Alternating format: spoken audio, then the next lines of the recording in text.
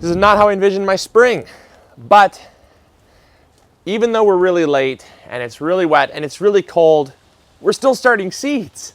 And that's what I'm excited about, so I hope you all are excited as well. Let me tell you what, this has been a nightmare of a spring start, or I guess a winter in general, because it's never, ever been this cold. It is literally downpouring right now, and I've been outside starting my seeds.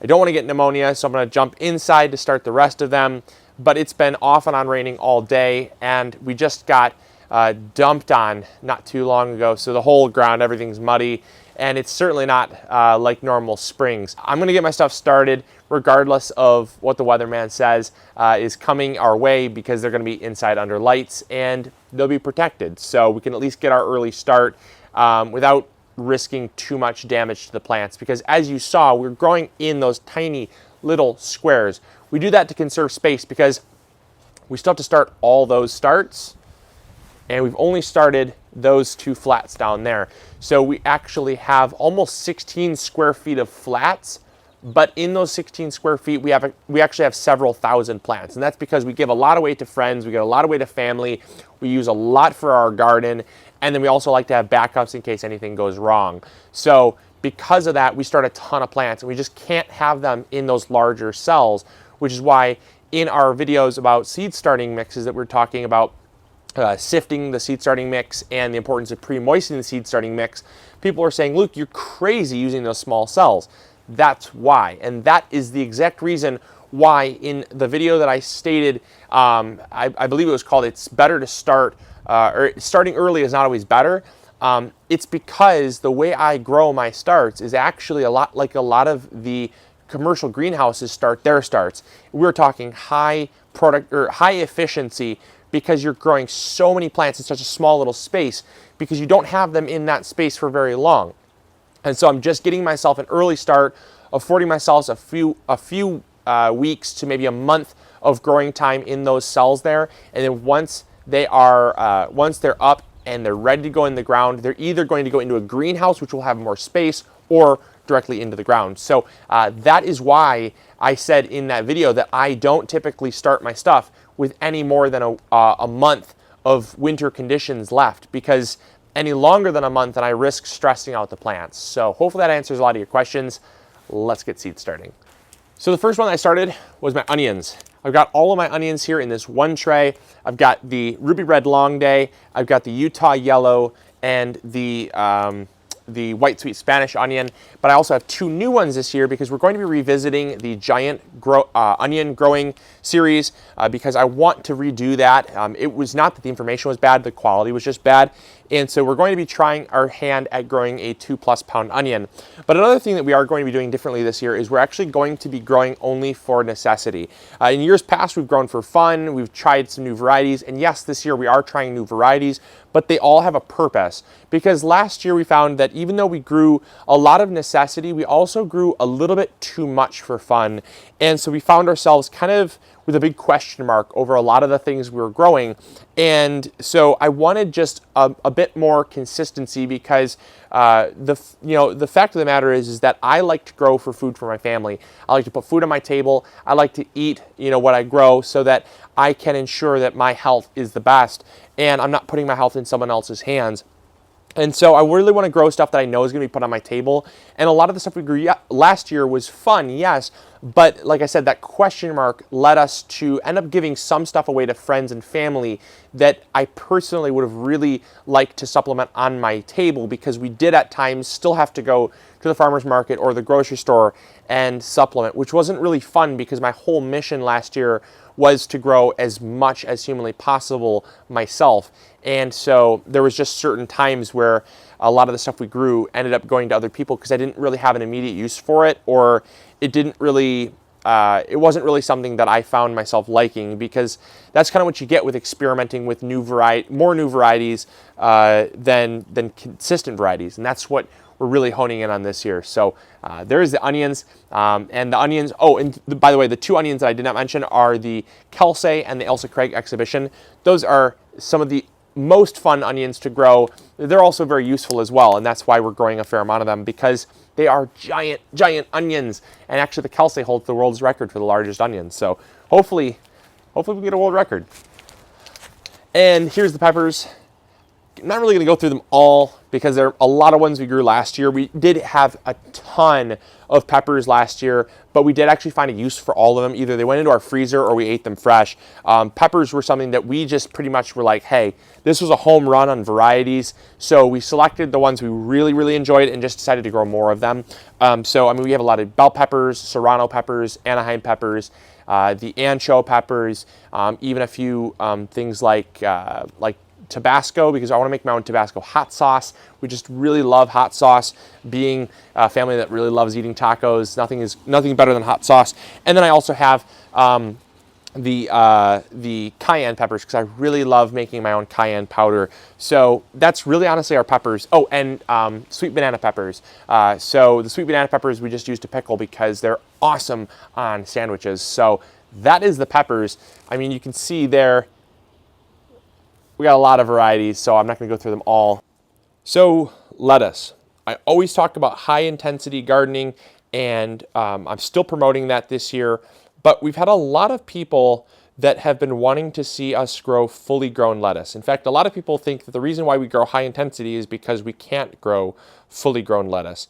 And anytime I see a challenge, I kind of like to confront that challenge and show people that the knowledge that I put out in my videos is not just me talking the talk, and I can actually walk the walk. And so we had a couple people challenge us to growing fully mature lettuce. And so I'm going to dedicate an early spring bed to growing fully grown lettuce. And I actually have these same varieties in a high intensity method because I'm not diverting away from that method. But the fact of the matter is that we do eat a lot of lettuce, and there's a lot of people locally that love the lettuce we grow. And so I figured even early season, I'm not going to waste a whole lot of bed space, because once these are mature, I'm going to harvest them, meaning the bed will be open for some of my summer crops anyways. So I figured, why not have a little bit of fun and show these few people that have commented, and you know who you are. And I'm not afraid to say that I'm taking on a challenge. It's okay. I have fun on this channel, and I also enjoy showing you kind of what's possible. And I think some people do enjoy also just kind of growing lettuce to its full maturity. And there's nothing wrong with that if you do.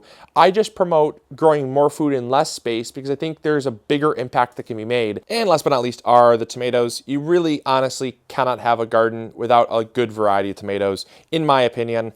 It's just something we have to grow a fair amount of. These were varieties that we kind of picked from years past, as well as a few new varieties that we've not yet grown for a long time, since actually before I started YouTube. These were varieties that I had grown in my childhood that I loved growing, and brought them back to the forefront because a lot of you have never even seen us grow them. And so I figured, what the heck, let's give them a shot again. And so we have the black cherry tomato, the Roma, can't go wrong with the Roma there, the Opalka. The Opalka is a classic. Gotta love the Opalka tomato. We have the Brandywine pink tomato, the Marglobe, the Japanese black trifle. Shout out to Mrs. MIgardener for having amazing handwriting. She does all the labels, because if I did it, you wouldn't be able to read them. We also have the black Seaman. This was grown a long time ago. I think I grew this my very first year on YouTube. And I just absolutely loved this variety. The Arkansas Traveler, this was one from my childhood. I remember getting plants from our local greenhouse. My mom and I would grow these when I was just a kid, and definitely loved growing these. And then also the Custulito Genovese, otherwise known as pumpkin tomato. Super cool, unique, and fun.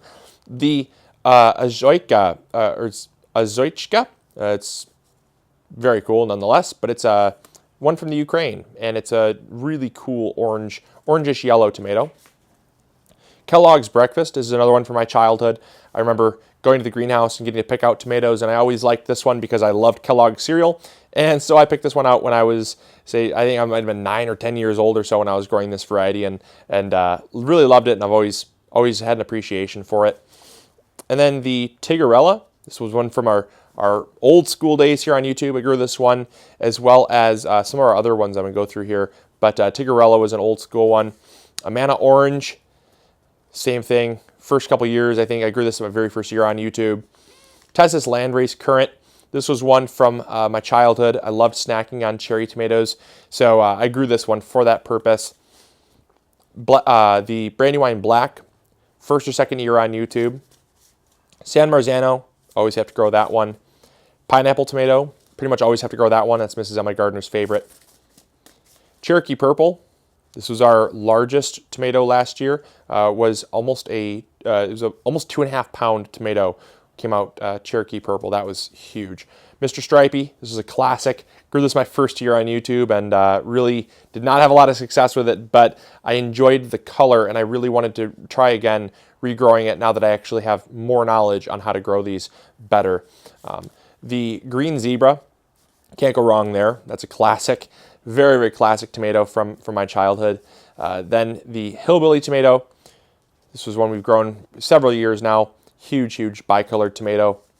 The Striped Roma. This was first or second year on YouTube.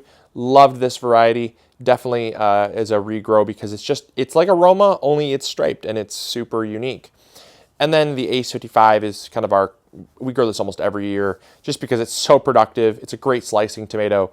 And it's just so nice to have a reliable size tomato that you can count on for whether it be I guess in our case now, black bean burgers or just sandwiches, BLTs, things like that. It's just a really fun one to grow. It's finally stopped raining literally right as soon as I'm done. So kind of just the way things go, I guess. But I am freezing cold, but I wanted to address obviously the elephant in the room here, which is where's the 85-year-old tomato?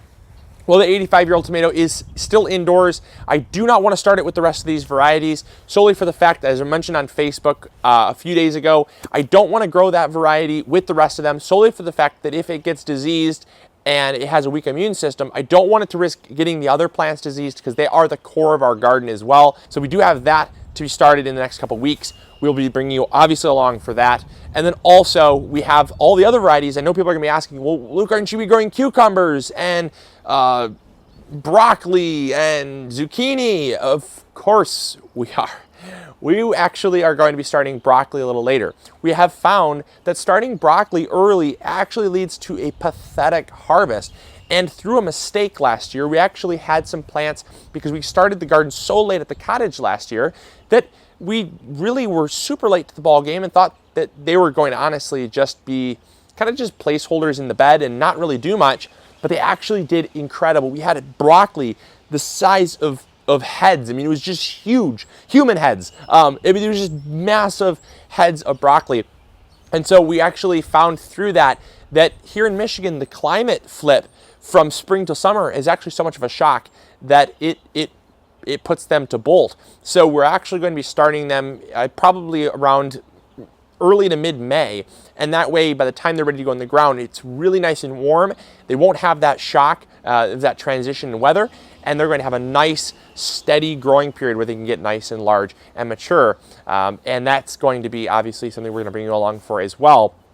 And so the rest of the stuff obviously is stuff we're going to either start in the greenhouse when we get that up or start it directly in the ground. So don't worry, we still have lots more to start, but this is just the stuff we're starting early. I appreciate you all for tuning in. Sorry this was such a long one. There's just so much to talk about in such little amount of time, and we have so much going on this year. So I'm excited.